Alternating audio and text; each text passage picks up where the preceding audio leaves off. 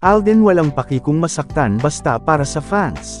Talagang hindi na mate at tago sa kahon ng pambansang Bay. Hanggang sa Paris, France ay kalat na ang kasikatan ni Alden Richards.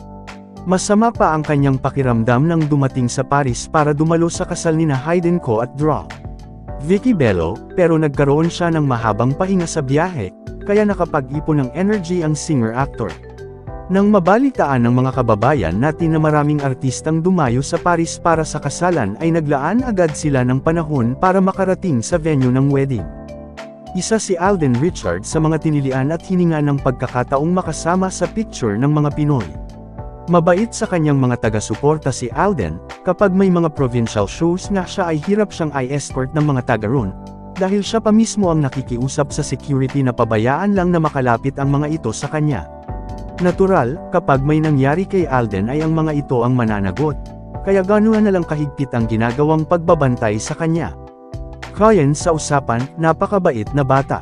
Very generous siya sa oras, hindi niya kayang tiisin ang mga fans na lumalapit sa kanya. Hindi bale na siyang masaktan dahil may mga fans na nangungurot, basta ang importante sa kanya, marami siyang napapasaya. Bibihira ang mga artistang ganoon. Umiiwas sa crowd ang marami sa kanila, pero kakaiba si Alden. Pinagbibigyan niya ang mga supporters na lumalapit sa kanya. Kahit sa ibang bansa, ganoon ang senaryo, pinagkakaguluhan talaga siya at pinagbibigyan niya ang mga fans sa pakikipag-selfie sa kanya, papuri. Well.